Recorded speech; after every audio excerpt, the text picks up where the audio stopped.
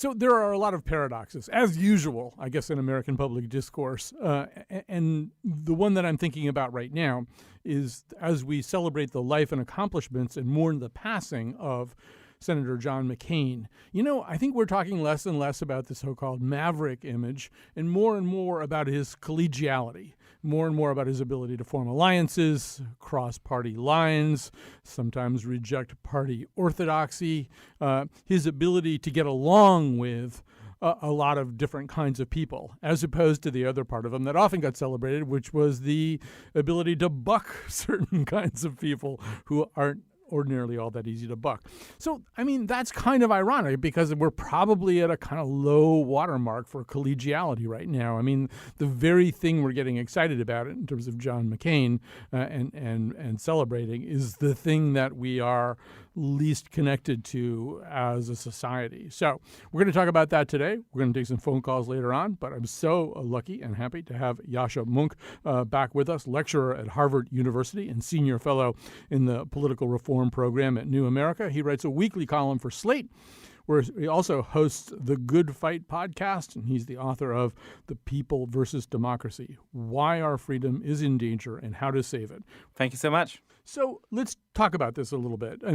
This is really, and you wrote about this too in Slate, this is part of the, you begin actually with a quote from somebody else talking about the civil society depends on the ability of people to distinguish between an adversary and an enemy. An adversary is somebody you may need to persuade to your point of view or maybe win an argument against. An enemy is somebody you need to destroy.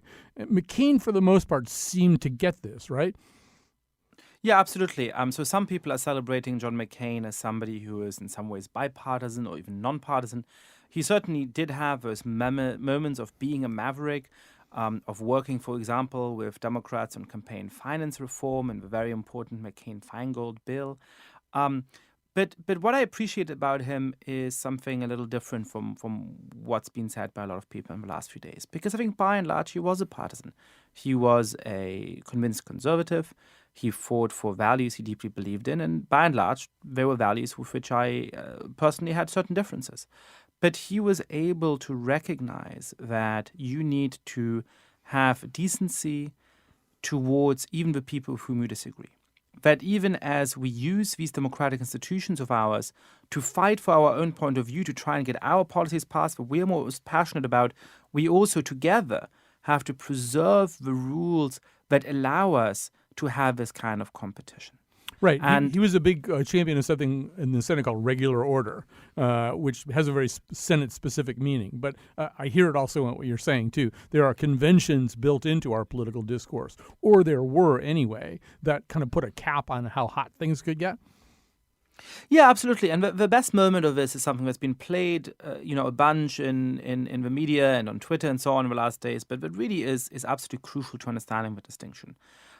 In the last days of his presidential campaign in 2008, he was at a town hall, and a couple of the people there basically said, I'm scared of what will happen to my country if Barack Obama becomes president. I think he's an Arab. Yascha, you know what? I think we can play the clip of what you are talking about right now. Here it is.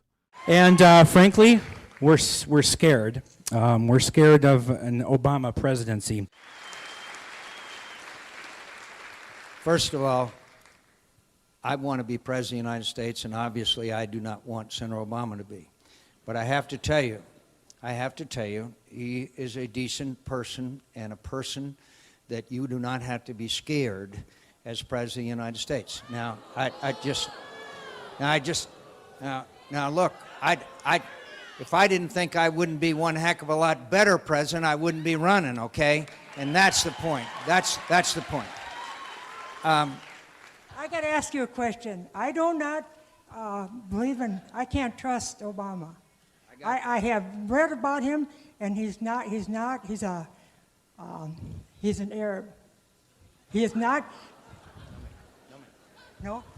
No, ma'am. He's a decent family man, citizen that I just happen to have disagreements with on fundamental issues, and that's what this campaign is all about. He's not. Thank you. So what's remarkable about this clip is that he's absolutely clear that he deeply disagrees with Barack Obama. He absolutely is clear that he thinks it's very important for the country that John McCain, rather than Barack Obama, should win the presidency. He's not bipartisan. He's not nonpartisan. He's saying, I'm the better guy. This country's going to be better off if I win. But if the other person wins, we can still have a decent country. And you know what? Even though I think that the other candidate is wrong, I think he's a decent human being, and we don't have to be afraid when my side sometimes loses democratic elections. That, to me, is a better thing than being bipartisan or nonpartisan. It's being a decent partisan. It's fighting for your side of the aisle, for your values, while recognizing that the other side is legitimate as well. I'm going to also, first of all, there's just no question. That's a wonderful moment.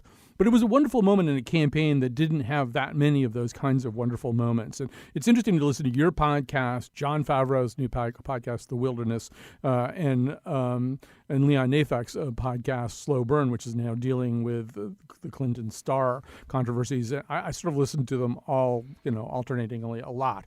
And you get an interesting picture that really starting in the mid-'90s, I think we move into one of the things creating the problems we're trying to address right now. And that really is a politics of personal destruction. Instead of trying to win elections on merits with a little bit of, sharp elbows here and there, the way that Clinton was gone after, the very personal way in which he was gone after, became more and more a hallmark of our politics. So, yeah, McCain was great in 2008, particularly at a moment like that. On the other hand, Sarah Palin was running around the country conducting one of the more xenophobic vice presidential campaigns I've ever seen, and others of his surrogates, including Joe Lieberman, who said it was an open question whether Barack Obama was a Marxist.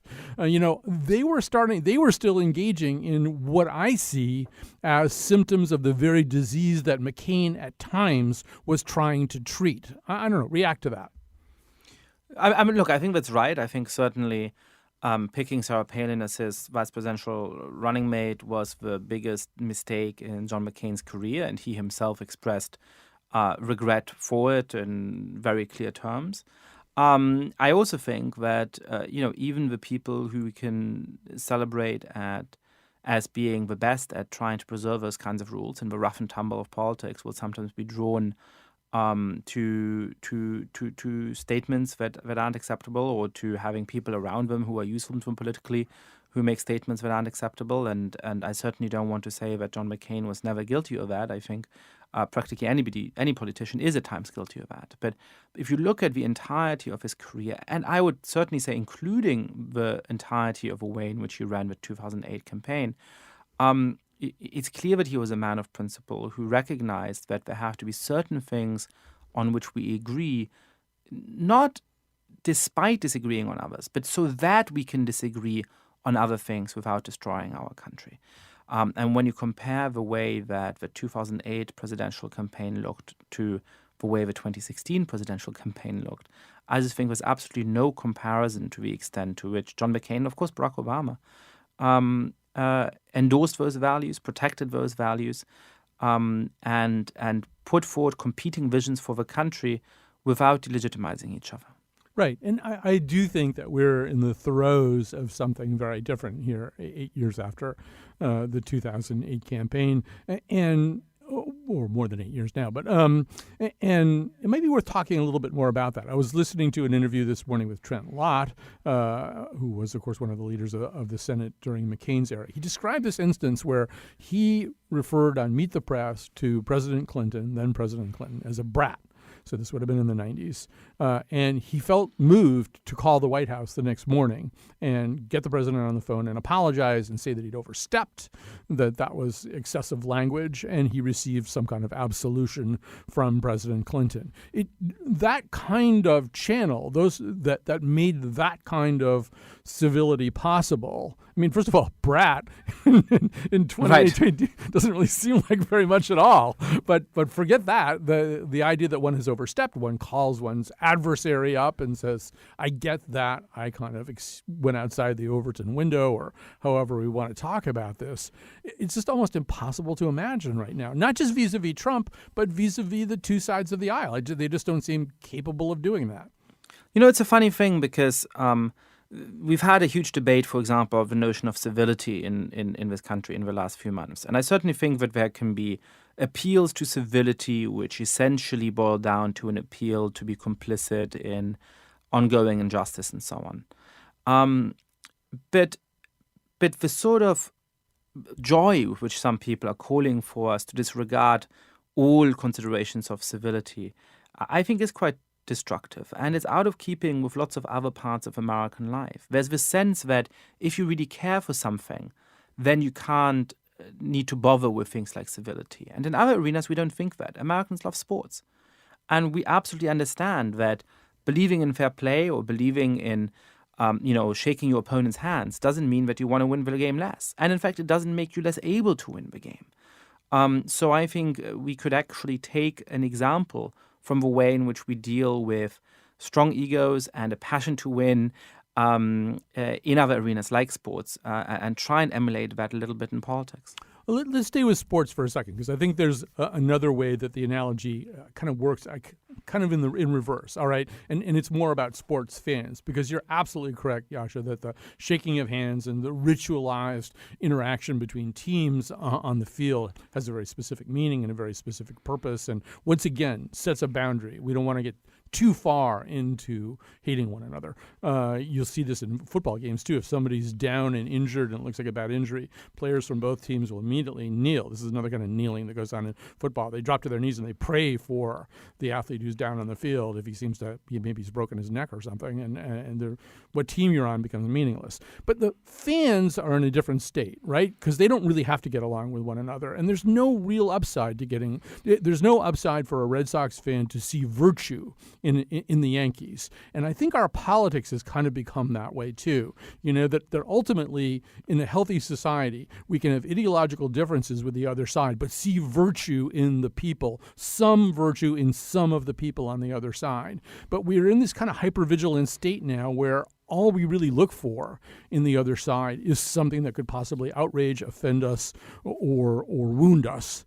And that, to me, is the bad way that this resembles sports, sports fandom anyway. Absolutely, and I think what's similar about sports and politics as well is that those notions of fair play can quite easily break down. And we talk about them a bunch in part because we know that there are times when players start beating each other up. In soccer, this happens at the World Cup sometimes, right? Suddenly, two people are actually like on the field, nearly having a fist fight. And that's pretty destructive. I mean, the problem, of course, is how do you respond to rank and civility on the other side? What's happening in our politics at the moment, in my mind, is that the president of the United States is disrespecting the most basic rules and norms of our political system, basically arming himself with unfair advantages. It's as though you turn up to play American football, and one team starts to turn up with baseball bats and threatens to beat you up with them. And that obviously raises the question for the other side of what to do. I don't have an easy answer to that. I mean, one possible response is to get baseball bats of our own because we need to defend ourselves.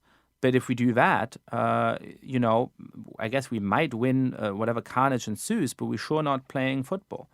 But just turning up unarmed and letting the opponent slaughter you is not a very good response either. So in order to preserve our ability to play a game by the rules and compete for victory, we need to have this agreement across the aisle that certain things are untouchable. You don't show up to the football game with a baseball bat and start beating up your opponents. That is not the game.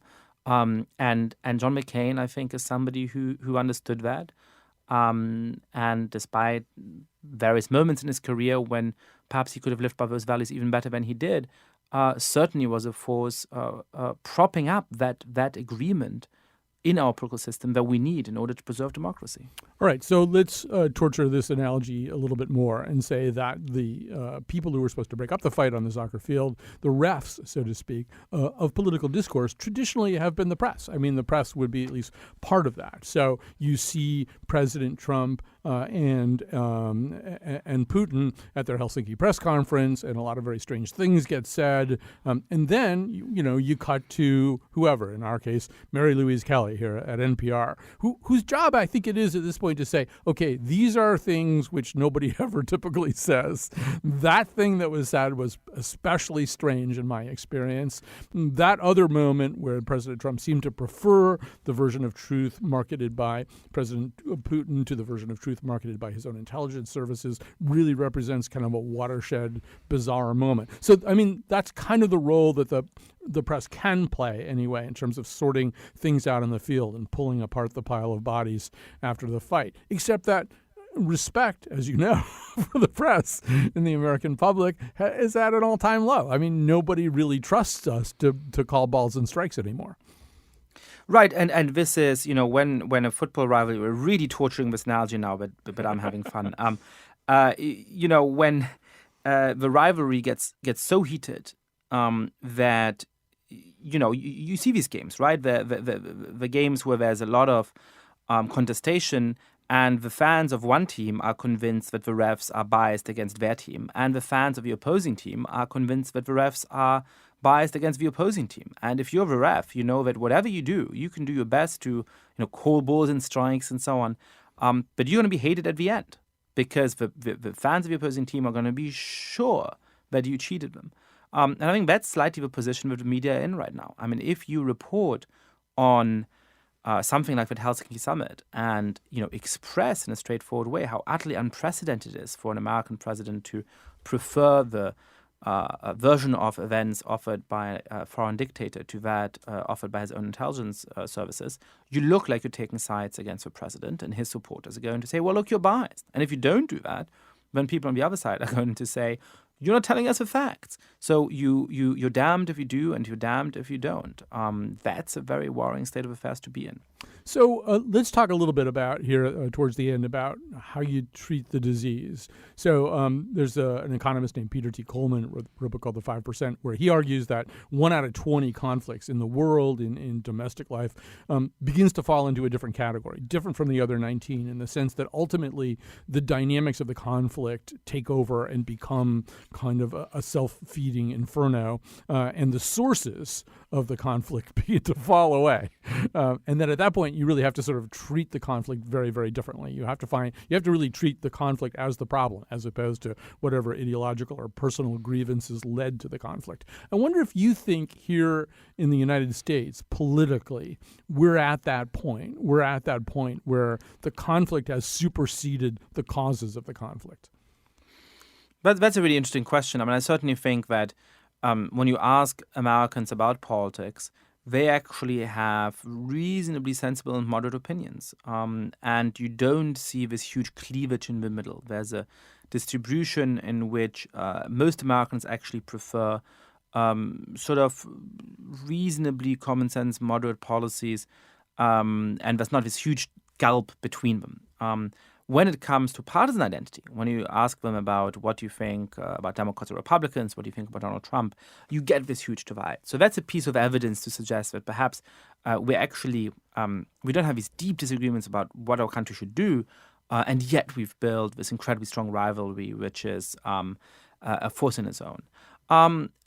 Look, I think it is following this example of healthy partisanship that John McCain set. I think ultimately the solution is not to try and say we should become friends and we should love each other and we should agree with each other on everything. That's never going to happen in a complicated, messy country like ours. But it is to say that there is this crucial distinction between an adversary and an enemy, and that even when we disagree with each other, even when we think that what you want for this country is really bad, we can have certain rules on which we all agree. You mentioned the media as one sort of equivalent, as one metaphor for the refs. I think that's right.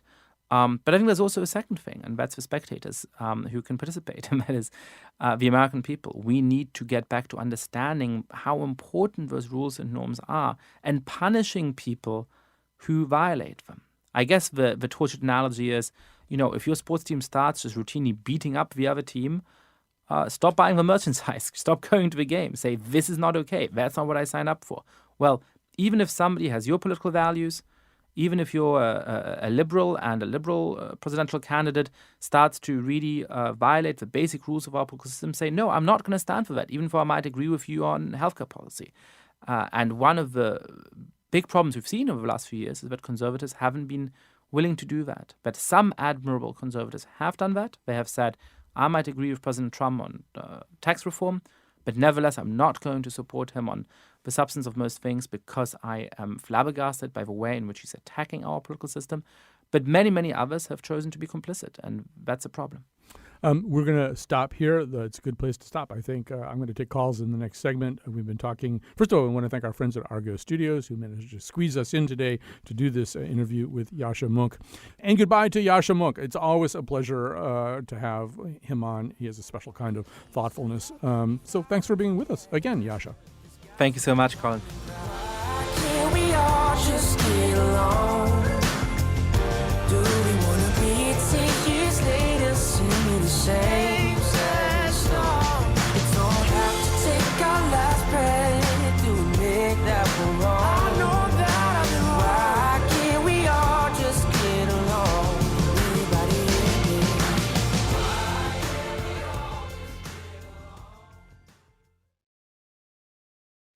And welcome back. I did say before that the rest of the show will be phone calls. So let me give you the phone number. Or it won't be phone calls. In which case the rest of the show will be me talking. All right. I'm told I'm off mic here. There we go. So the rest of the show will be phone calls or me talking. It's your choice. 860-275-7266. We're having a lot of problems today. I don't know why it is. We're all came back fuzzy-headed from the weekend. 860-275-7266. So let me set it up this way. You just heard that conversation with Yascha Mounk. And I do think that we have a disease in this country. It's a disease of division and mistrust. Some of the latest Pew studies political polarization. Pew Research Center studies political polarization really well. And basically they're finding that, we are more likely to be afraid of one another. Republicans are afraid of Democrats. Democrats are afraid of Republicans, and to dislike one another. And when you talk about people who are really active in their parties, who are regular voters and maybe participate in their parties in other ways, the percentage goes up to around 70% of Democrats are actively afraid of Republicans, and the reverse, Republicans afraid of Democrats. So, I think we can agree that that's not ideal. That having large constituencies of the American political process dislike and distrust and have a distaste for one another won't get us very far. And that, the proper legacy, the way to venerate John McCain would probably be to see ways in which we can collaborate. That was something that he was often very good at. So how do we do that? 860-275-7266. And so while I'm waiting for you guys to think of a magic solution to this problem, let me tell you, just to give you a quick reminiscence. So there's somebody else who died in the last few days, and his name was Larry DeNardis, and he was, among other things, he's a member of Congress, Republican member of Congress from the New Haven area, but also he was a state senator. And so in 1979, well, let me just back up and say, I think most people who listen to this show can tell that I pretty much vote Democrat. I haven't cast very many votes for Republican candidates in my life. I don't think I'm incapable of doing that. In fact, there was an election recently where I would have done it if the Republicans had nominated the candidate I thought that they might nominate. I was completely prepared to vote for that person and would have. So I'm not incapable of it, but honest engine, I shouldn't say that anymore, right? That's like a bad thing to say. Okay, honestly, I vote for Democratic candidates pretty unvaryingly. However, so that might lead you to think that I'm in a state of polarization. I don't really feel that way. And so this is where my reminiscence begins. So back in 1979, I first started covering politics and covering the state legislature. And that's where Larry DeNardis comes in. He was a state senator at that time. Now, at that time, the Democratic Party in Connecticut had had way too much power for way too long. And it had caused them, institutionally anyway, to be less than admirable. Many of them were corrupt, like really corrupt. Many of other ones were lazy. Other ones were arrogant. Some of them were corrupt, lazy, and arrogant. The Triple Crown. And I mean, there were also some very good Democratic legislators, and there was this reform wave coming up in the form of the very young Bill Curry, Cliff Lenhart, Marcella Fahey, people who were entering the system as Democratic candidates who clearly wanted to take the party in a different direction. But the party at that moment was encrusted and infected with its own power. And so the Republicans, who had no power, no votes, very little ability to affect anything, I mean, you can say it's what I now call a cheap date with your conscience, in the sense that they could stand on principle without having to sacrifice anything because they didn't have anything that they would have to sacrifice. Their numbers were so small. So they did. They stood on principle. And so I became acquainted with legislators like Larry DeNardis and Rusty Post, who was sort of his kind of brother-in-arms up in the Senate. There were some other senators of that type, but they stood out for me. Down in the House, John A. Berman, my absolute favorite legislator of that time, a Republican, a man of tremendous principle, but also the very young Chris Shays. Chris Shays was at that point a state legislator, and very much interested in doing things the right way. Jerry Stevens, Ralph Van Nordstrom, I could name a whole bunch of other ones. The point was, they were much easier to admire than the Democrats, who tended to hoard power. And so my first introduction to politics up close, knowing the people on a close range, firsthand basis, was, first of all, to see that too much power, excessive power, will corrupt anybody. There isn't anything magical about Republicans or Democrats. They are each side is as easily corrupted by too much power. That was my perception anyway. And at the time, as I say, it was easier to empathize with Republicans who did. They stood for principle and they stood on principle. As I say, it's easier to do that when you've got nothing to lose by doing it. And they had nothing to lose by doing it because they had no power or traction whatsoever. Still. So I think that helped me. That helped me think. I hope it helped me be the kind of person who doesn't think of Republicans as automatically wrong and bad and not merely misguided, but people with bad intentions. Which is, I mean, I'm not in that Pew study. I'm not one of the people who's afraid of Republicans. I hang out with Republicans. I don't automatically dislike Republicans. Maybe another thing that's a little bit different for me was that I was raised. It's going to make me sound like some kind of political wolf boy, but I was raised by Republicans. My parents were both Goldwater Republicans. My father eventually bailed during Watergate, but my mother was a Republican her whole life. And I don't think my parents are bad people, so therefore Republicans can't all be bad people, because I don't think I ultimately didn't agree with my parents' politics, but I didn't think they were bad people. So, with all that in mind, it does seem to me that we have to make a distinction between ideology and virtue, right? We can have a very, very different set of political beliefs, policy beliefs, from somebody on the other side of the aisle. So you look at John McCain and you think, wow, really? Once you get past some of the well-publicized stuff that he did that was highly bipartisan, a lot of his beliefs were rock-ribbed conservative beliefs. This guy was not wishy-washy on a lot of the core conservative issues. But was he a man of virtue? I would say yes. I mean, his virtues were quite obvious. So that's the distinction I'm making right now. I mean, Yasha talked about the difference between an adversary and an enemy. I'm saying there's also a difference between ideology and virtue. You should be able to look across the aisle and see people of virtue. If you can't, if you don't, it means one of two things. Either the system is so broken that it only produces people of little or no virtue on one or both sides of the continuum, which I think is unlikely, actually. Or there's something wrong with the way you're looking. And I would pile on top of that. And then we're going to get to Rick and Martin, who are both fine callers. I I would pile on top of that we've got sort of a media and information problem, right? I think the problems, the kind of venomous, toxic polarization that we're living with right now coincides sharply with the rise of the internet. People do not think in complex ways or express themselves in complex ways, typically on the internet. They express themselves in very stark, visceral ways. And the rise of politically specific media. I mean, the right-wing media is bigger and more well-documented than the left-wing media. But even on the left, there are institutions like Daily Kos that are not the tiniest bit interested in thinking in complicated bipartisan ways. All right, so I'll shut up. The number is, I won't shut up, 860-275-7266. 860-275-7266.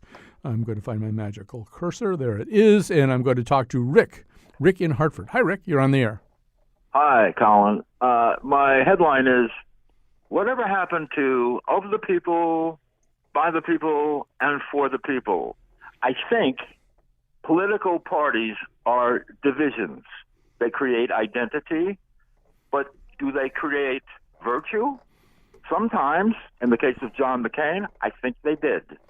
But my solution, kick up the voter participation number, approaching, I don't know what it is now, but it surely isn't close to 75%, and which is where I think it should be.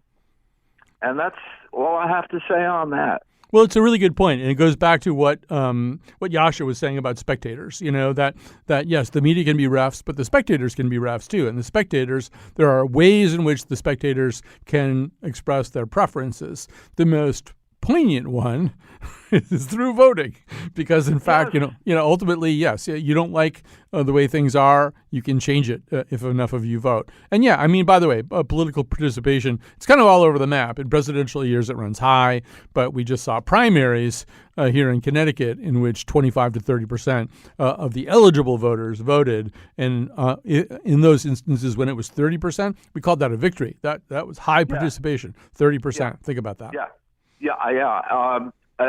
You're absolutely right. We live in a consumer society. If you don't like something, you don't buy it. Right. Voting is a vote and a purchase or a rejection. More people need to do it. Maybe we need Amazon ratings of political ideas and little customer reviews too, I tried Paul Ryan. It didn't work. I sent him back. But now I'm being a polarized person. I don't mean to do that. All right, here's Audrey from Goshen. Hi, Audrey. You're on the air. Hi. I was just thinking I'm about the same age as you, and I went through some of the same stuff years ago, preferring, although I was a long-time Democrat, I thought the Republicans seemed to be cleaner. But I left the Democratic Party for a few years, and then I've recently come back, and I feel awful about the Democratic Party right now. But unlike the Republicans from those earlier years, the Republican Party is worse, still worse. Right. So, I mean, I was very upset by this primary campaign in the 5th District, where I felt it was a very, at the end, sleazy primary. It just makes me feel icky right now. Well, so tell me which, in other words, are you talking about the actual 5th District congressional primary? Yeah. And if so, which part, the Democratic one? I was a curious observer. I'd never been to a convention. I went to it, and I felt that the powers that be tried to ram through an unvetted candidate. And then they turned it into this, I felt, dishonest narrative of what was going on behind the scenes.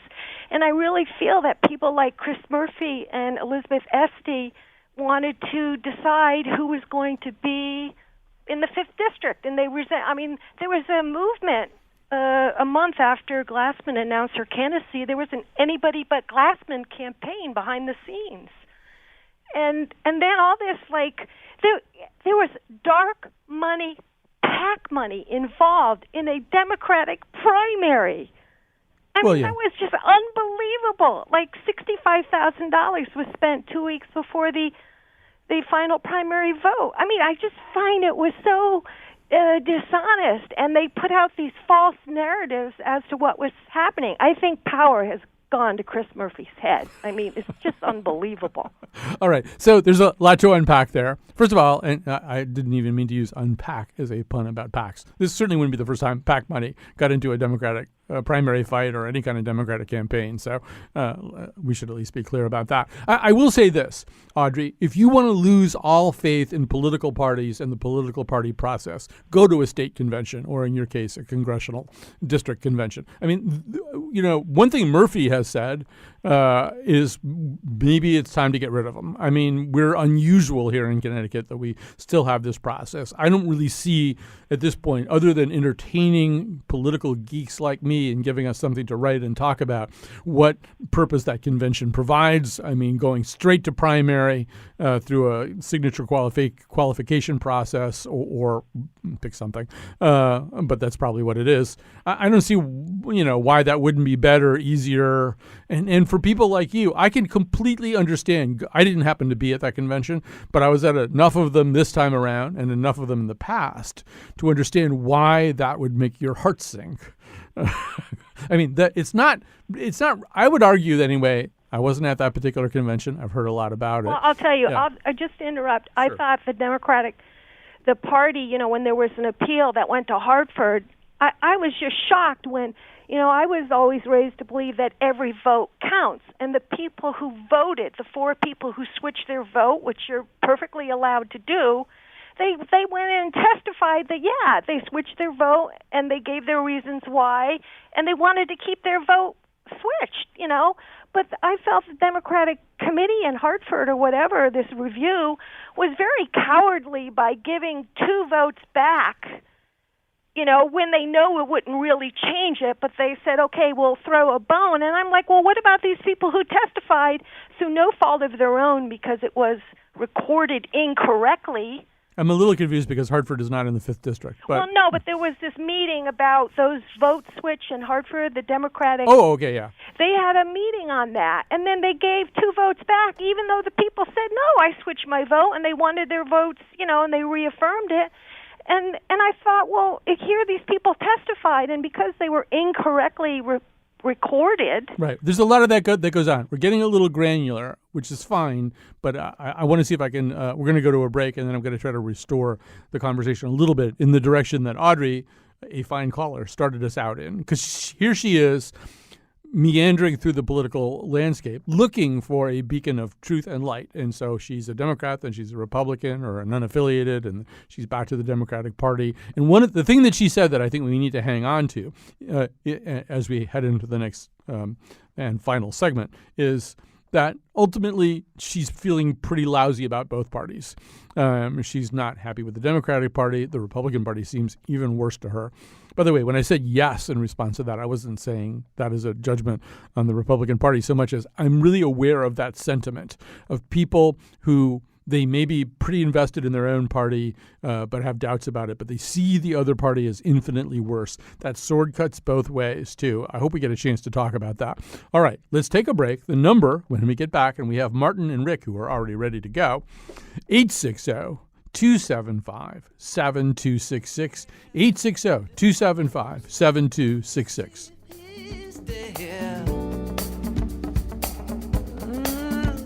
Turns out he's dead, and that's why I'm singing. What is wrong with the world today? What's wrong with the world today? What is wrong with the world today?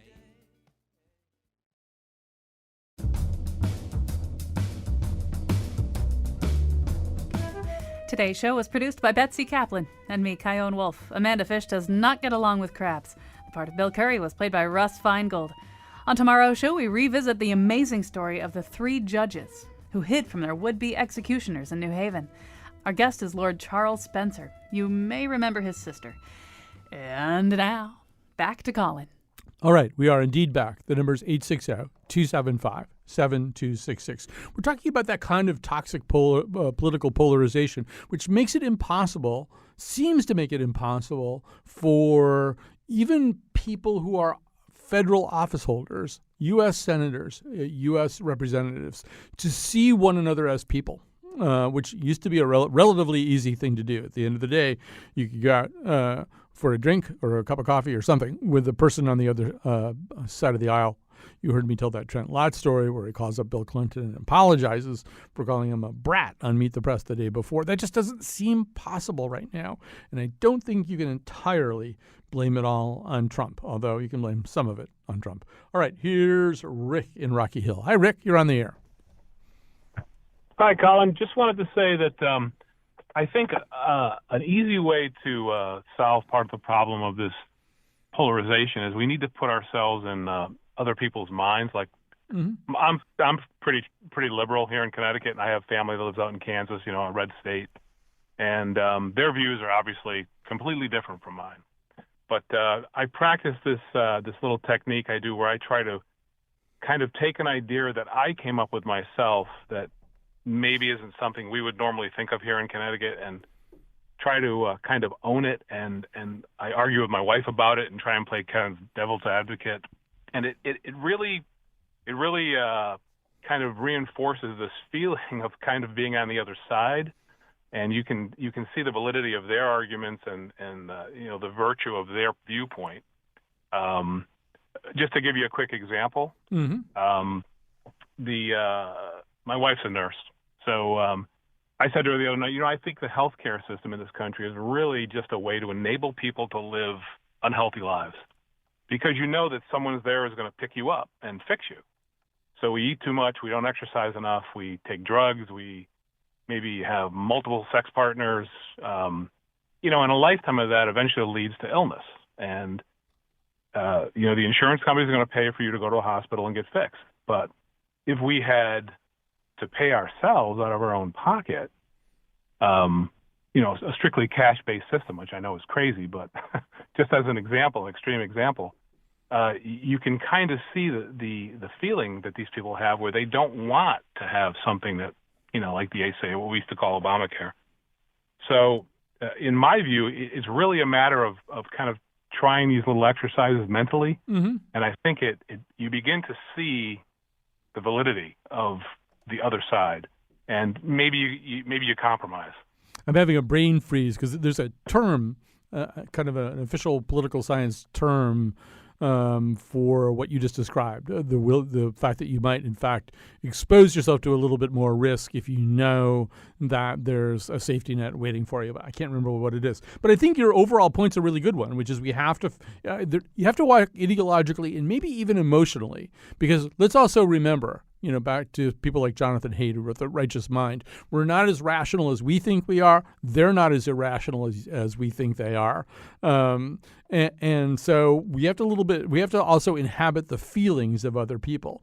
If I say that I was afraid of Donald Trump in 2016, and somebody else says, a Republican says, well, I was afraid of Hillary Clinton in 2016, my first reaction is, well, that just shows how completely distorted your thinking became from watching Fox News or whatever. Whereas what I should do is go, tell me more about why you were afraid of her. What made you afraid of her?